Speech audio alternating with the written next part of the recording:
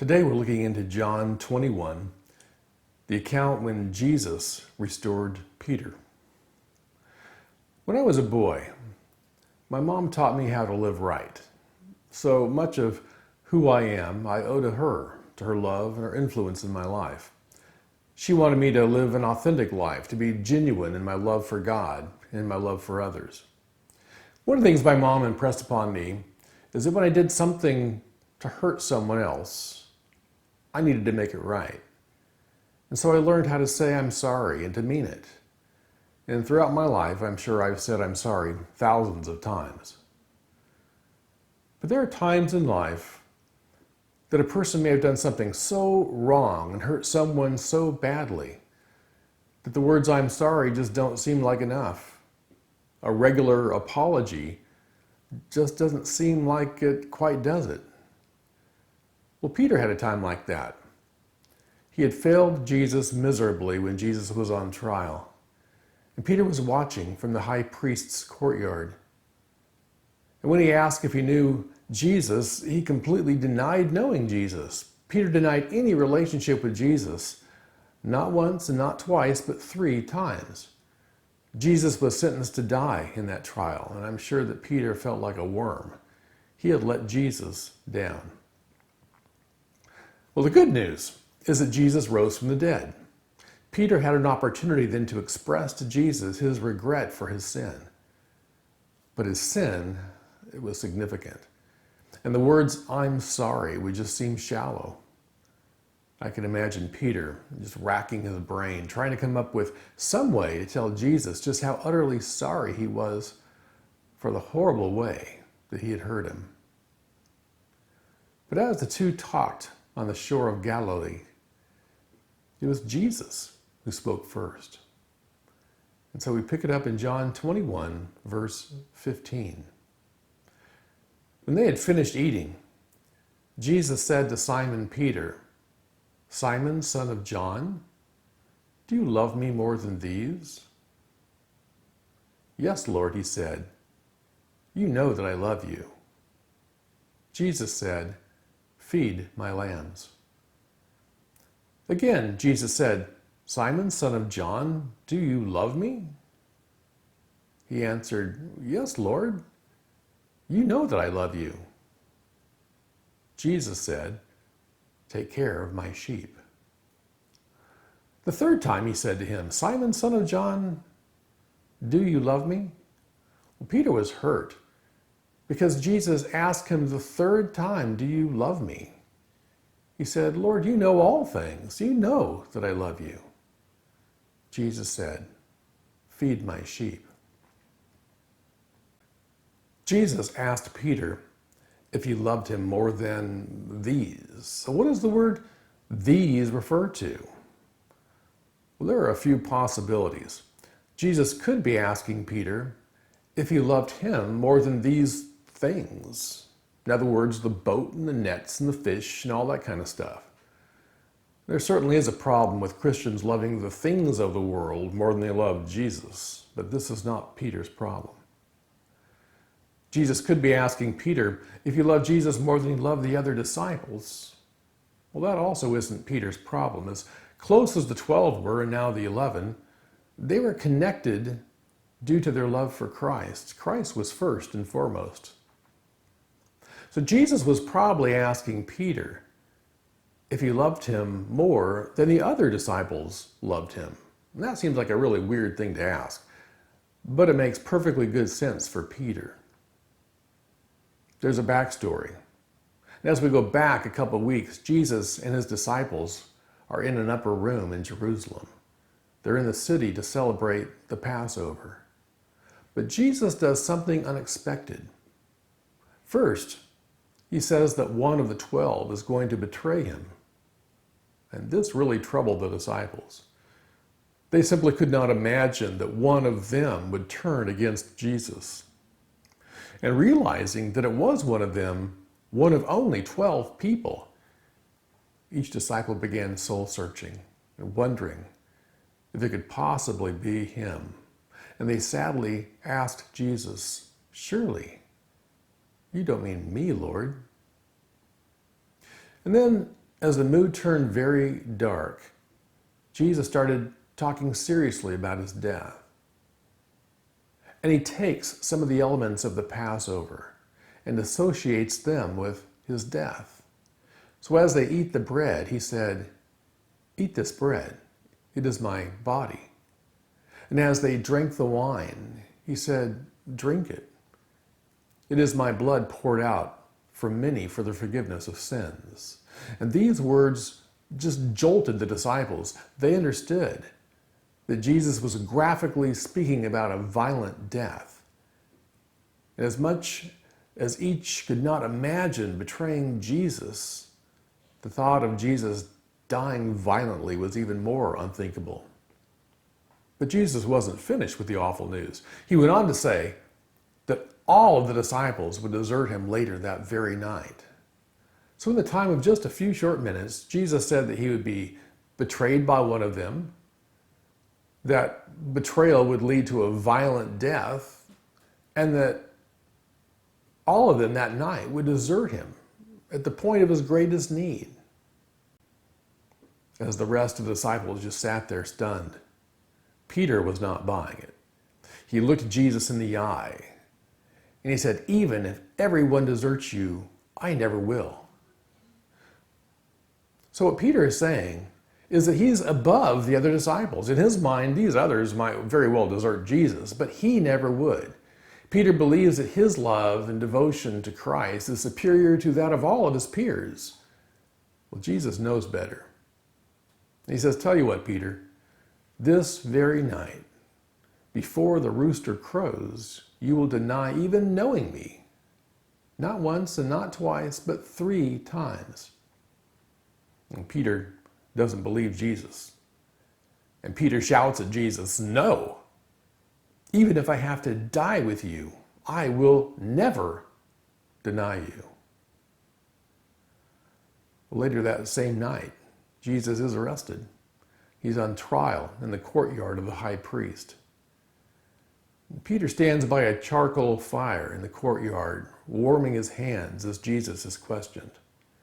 But as he warms his hands, he's approached by a servant girl who says, "You were with the Galilean who is on trial." And Peter denies it, saying, "I don't know what you're talking about." A few minutes pass. Another servant girl approaches Peter and says, "This man was with Jesus." And Peter strongly denied it, saying, "I don't even know the man." A little later, a few people in the crowd approached Peter, and they said, "You have a Galilean accent. Certainly you know Jesus." And Peter yells, "A curse on me if I'm lying. I don't even know the man." It's pretty interesting that in the upper room, Peter got heated with Jesus, yelling, "I'm not like the other guys. I will die with you if necessary, but I will never desert you." And later that night, that very night, he gets heated with those assembled in the courtyard, yelling, "I don't even know the man." Peter was very passionate when he told Jesus that he would never betray him. But Peter was just as passionate when in the courtyard, he denied even knowing Jesus. So, Jesus asks Peter if he loves him more than the other disciples love him, because that was Peter's boast. But since the boast, Peter failed miserably.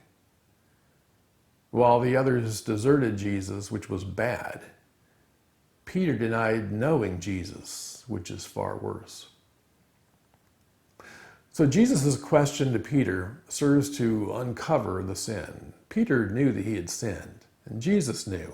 All the disciples knew. But now it's time to appropriately deal with his sin. Jesus doesn't ask the question to pour salt into the wound, to make things worse, but rather to apply medicine to the wound. It's painful, but it brings healing. So as Jesus asked Peter if he loved him more than the others did, Peter knew the truth. He knew he had failed. He knew that his love was weak. He knew that he really didn't love Jesus more than the others did. But although he failed Jesus and fell hard, Peter in his heart did love Jesus, and Jesus knew Peter's heart. So Peter simply answered, "Lord, you know that I love you." He was no longer claiming that his love was greater than the others. It was no longer a contest to Peter. Peter had been humbled. When Peter answered that he loved Jesus, Jesus said to Peter, "Feed my lambs. From now on, prove your love by obeying me. I am the good shepherd. I came to lay down my life for the lambs. Therefore, I am entrusting my lambs to you. Feed them, care for them, set for them an example, die for them." We pick it up in verse 18. "Very truly I tell you, when you were younger, you dressed yourself and went where you wanted. But when you are old, you will stretch out your hands, and someone else will dress you and lead you where you do not want to go." Jesus said this to indicate the kind of death by which Peter would glorify God. Then he said to him, "Follow me." Peter had earlier said that he was willing to die for Christ. And Peter said the right thing, but with the wrong attitude, because we all should be willing to lay down our life for our Lord if necessary. We realize we belong to Christ, that our life is not our own.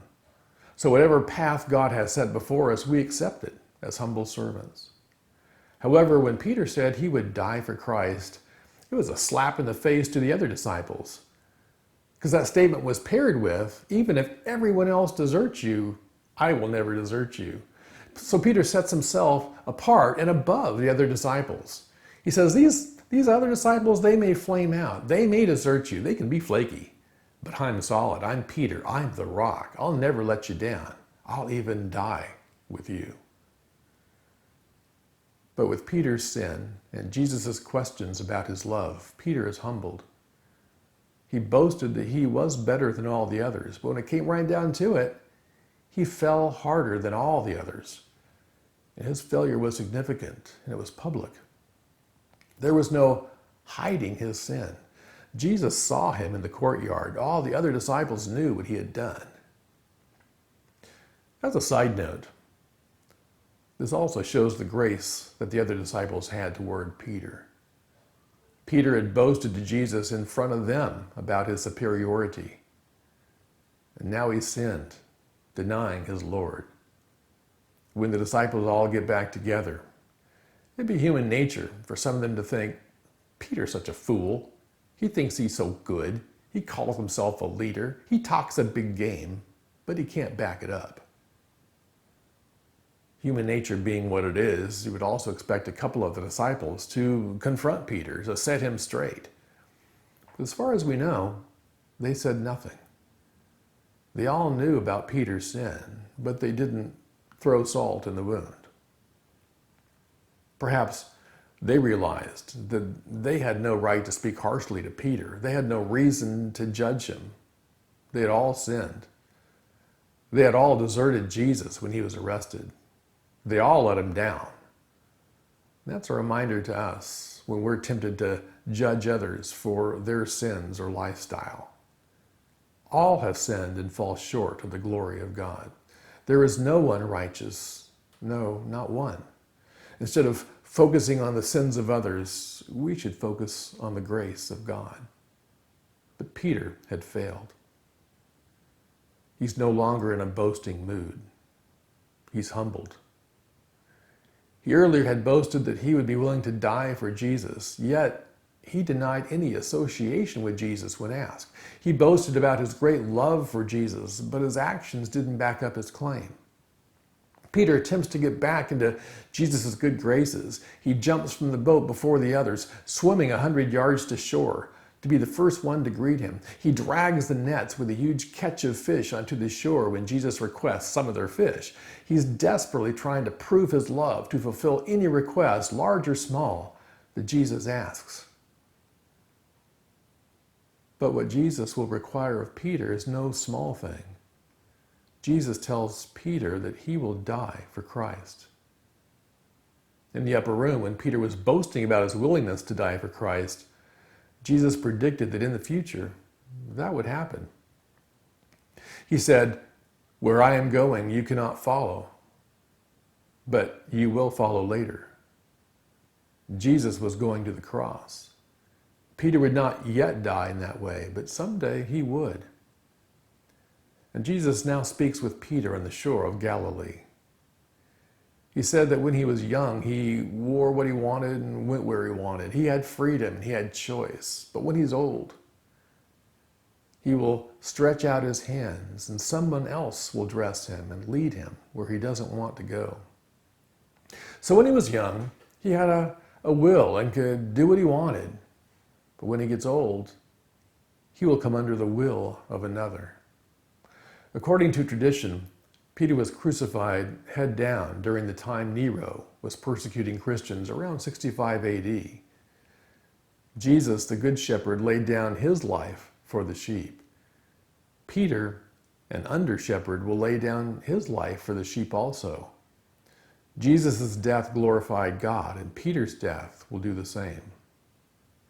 The stretching out of Peter's hands reminds us of Jesus' hands stretched out on the cross. Someone else dressing Peter would be to prepare him for the crucifixion. Leading Peter to where he does not want to go is to lead him to the place of execution.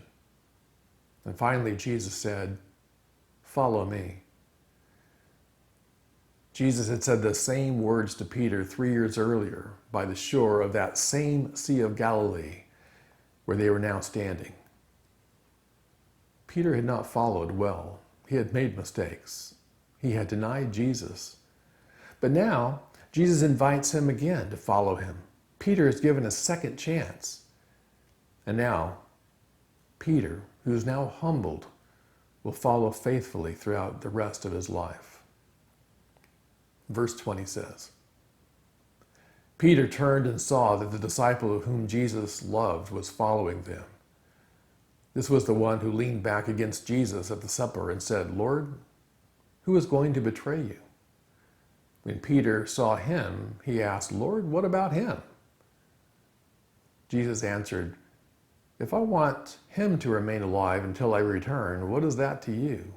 You must follow me." Because of this, the rumor spread among the believers that this disciple would not die. But Jesus did not say that he would not die. He only said, "If I want him to remain alive until I return, what is that to you?"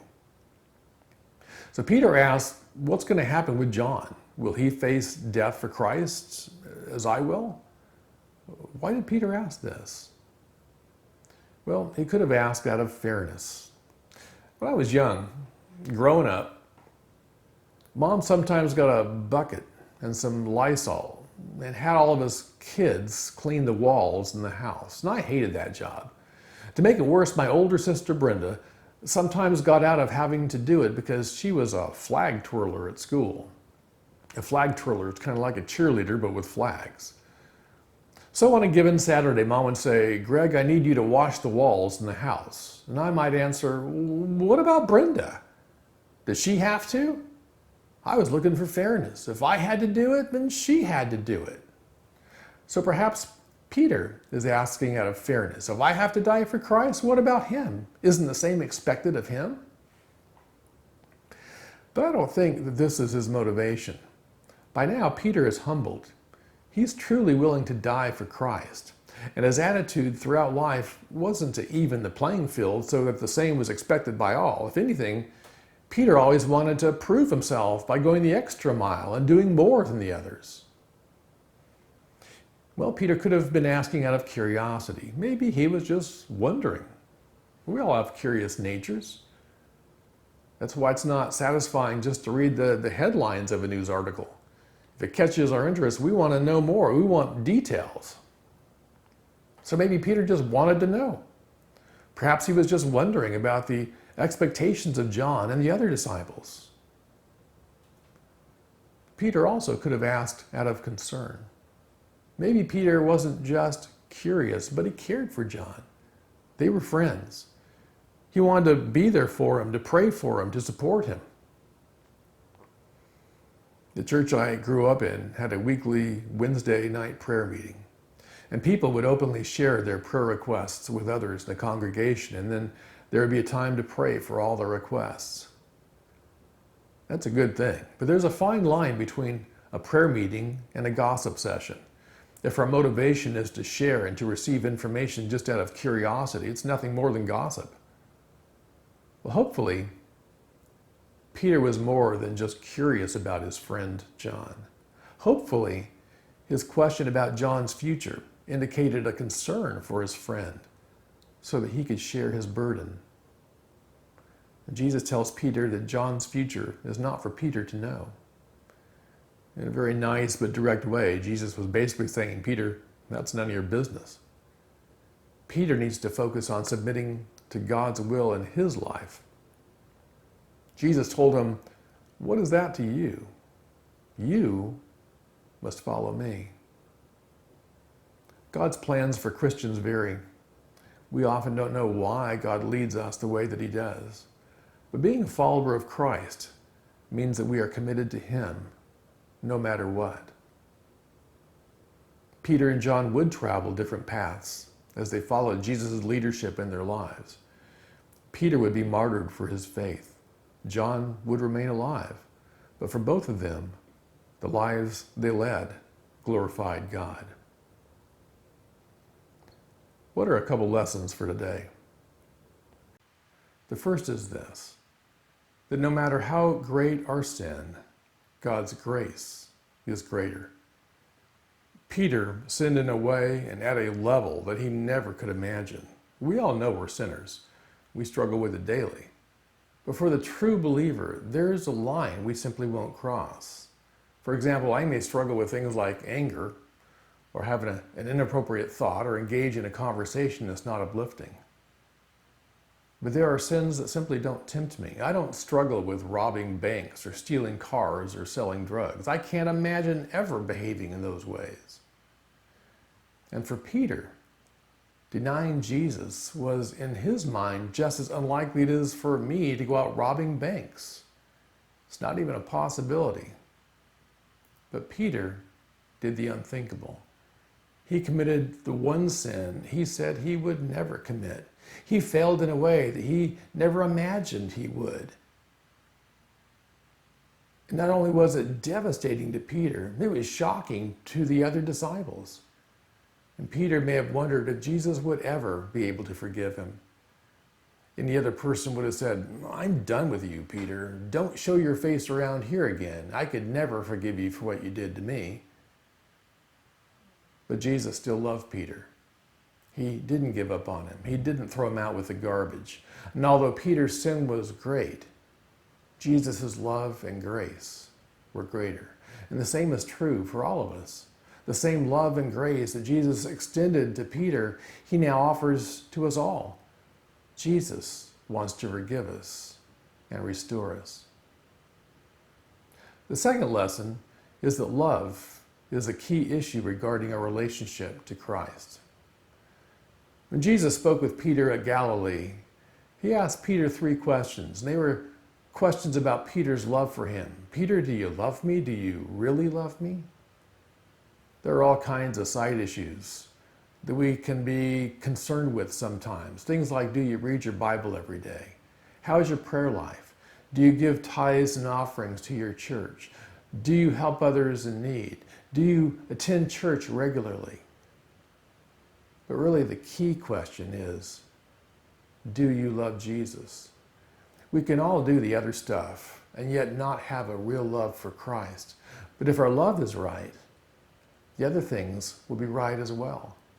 If you don't love Jesus, all those other things don't even matter. You can't really serve Jesus unless you truly love Jesus. Love is the key.